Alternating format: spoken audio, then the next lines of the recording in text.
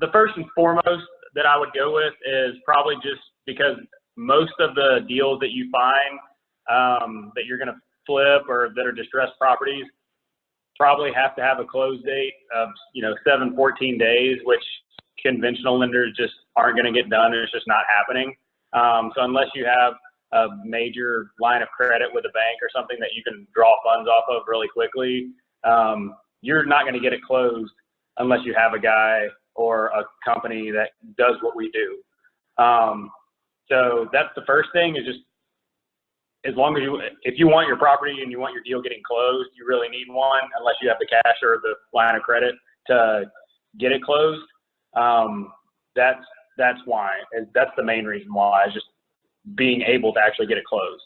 Some other reasons are, obviously with it being private money and not government-backed loans or anything like that. I mean, we're not going to lend money out on a deal that we don't think will be successful.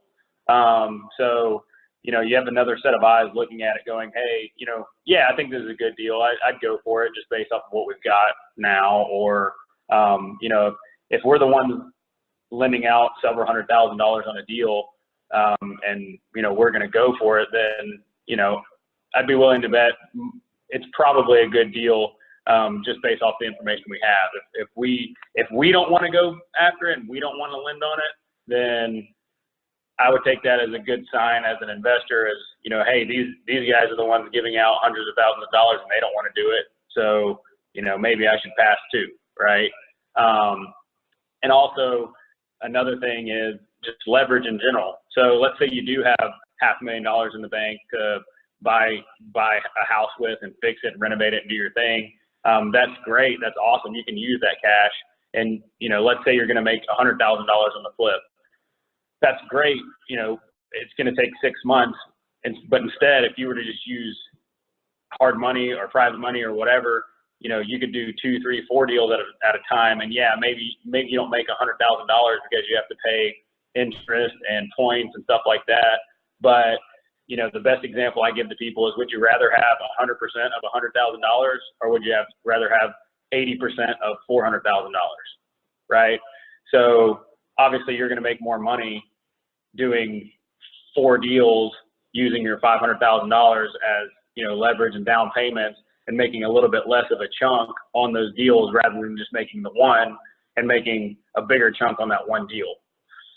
So, there's a lot of different reasons. And, obviously, even if you do go after, even if you are somebody that likes to use cash most of the time, sometimes you do get tied up with that one deal, and then another one falls in your lap that you really, really want, and you just can't do it at that time because, you just got done with that. You're still in that one deal that you have all your cash tied up with. So, you can still call and use me to get that deal done, even though it's not something you normally do. So there's lots of reasons why, and it's maybe not for everybody, but I think it's a good way to maximize your return over a 12 and 24 month period, rather than just, hey, I'm going to flip one house and I've got the cash to do it. So that's what I would go with. Hello everybody, my name is Jacob White. I work for Erin as her wholesaler. What I do is I go out and I find properties to invest in. Now the reason it's important that any investor has a good wholesaler on their team, and I emphasize the good part because there's a lot of bad apples out there. The reason it's important that any investor has a good wholesaler on their team is because, look, going out and finding these properties is a full-time job in and of itself, okay? Fixing the property, flipping it, fixing the property up, adding value to the property, and then, facilitating the sale of the property, collecting the profit. That's one job. And then a whole other job, especially in a market like Nashville, where I find properties for her, especially in a market like Nashville, where you've got to be able to, whenever a property comes up on the market, whether it's on market or off market, whenever a property becomes available for investors to buy, you've got to be able to make a decision like that, because if you don't, somebody else will. So having an advocate on your team that can go out and get that property under contract, and that's what I do, is I go out, I find the properties, I get them under contract, they're in an inspection period, so Nobody else is able to act on the property. The price is locked down at the price that I get it under contract. And then once I've got everything together, I bring it to Erin in a nice, neat little, folder saying, here's, where I think the after repair value is. Here's what I think the repair budget is going to be, and this is what I think your net profit looks like. I'm able to bring all that information to Erin and let her go over it. And her only job is to decide, okay, out of the deals that Jacob has brought me, which is most enticing to me. Okay. Now, as a wholesaler, the only way that I get paid is whenever I sell a property. Okay, so it's kind of like hiring a buyer's agent. You get the service without any real cost to you. Okay, because if I have a property, say I bring a property to Erin for $100,000, I'm going to have it under contract for $95,000. So the premium that she pays for the property is completely mitigated by the profit margin, because I'm not going to bring Erin up. Erin's not going to buy a deal from me if it doesn't have the profit margin that she's already told me that she's looking for. So just long story short, kind of in conclusion here, it's super important if you're looking to get into, especially the fix and flip game, but any kind of real estate investing, but especially the fix and flip game, it's super important that you hire somebody, a good wholesaler that knows what they're doing, somebody with a reputable firm. You don't want to hire just some Joe Schmo off the block. You want to hire a licensed real estate agent from a reputable firm.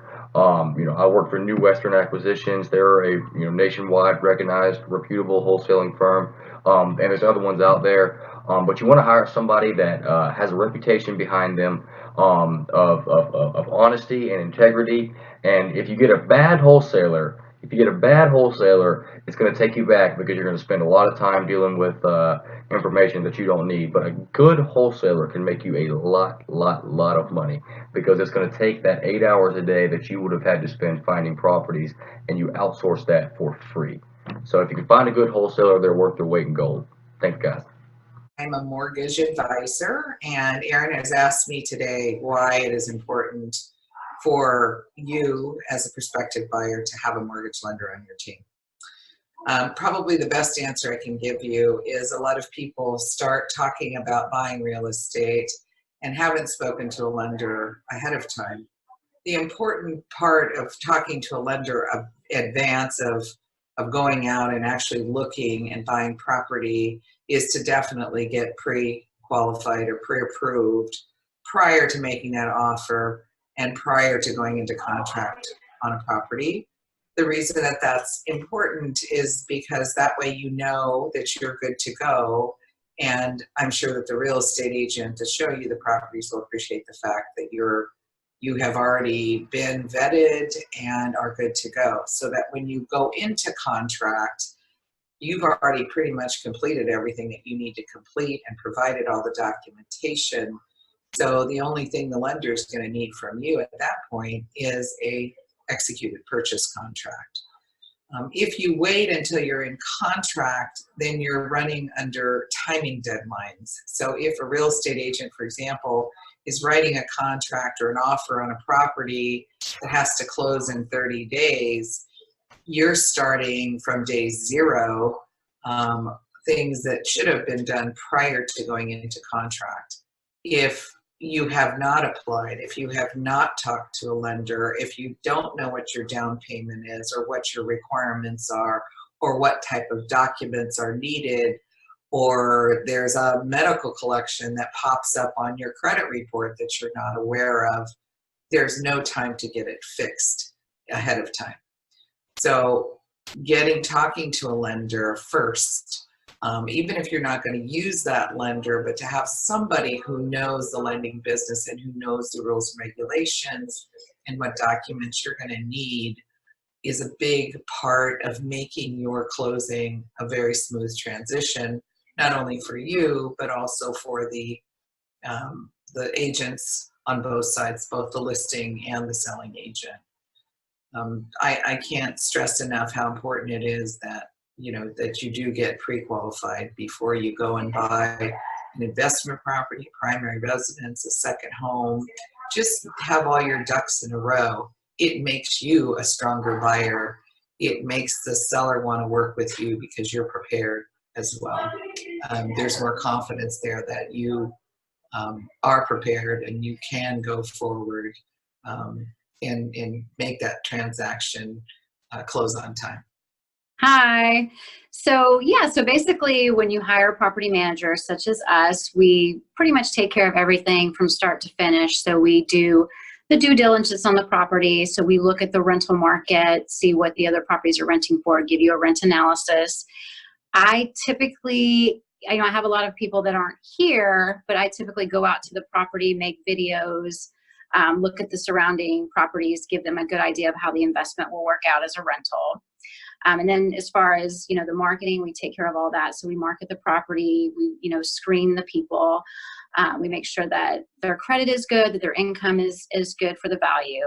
And then we, do the leases, we coordinate any repairs, we do routine inspections. So, I know people do manage their own properties and I think that's great, but, I think it's nice to have someone on site that can, go out and physically look, make videos for you, take pictures, coordinate things with contractors and things like that. So it's not just the rental part of it, you're also needing like probably an asset manager to look at the value and make sure that the property is maintained over the years as well. Usually, in my experience, the properties that I get that have the most issues are usually self-managed. To be honest, even taking properties from my competition, I haven't had, that issue. And, you can push your property managers too. You can make sure that they're, doing what they should. But yeah, so as a property management company, we are handling everything, for you. And like I said, doing the lease paperwork and everything. And then most property managers will communicate well with you and keep you updated, on at least a quarterly basis of how your property is performing.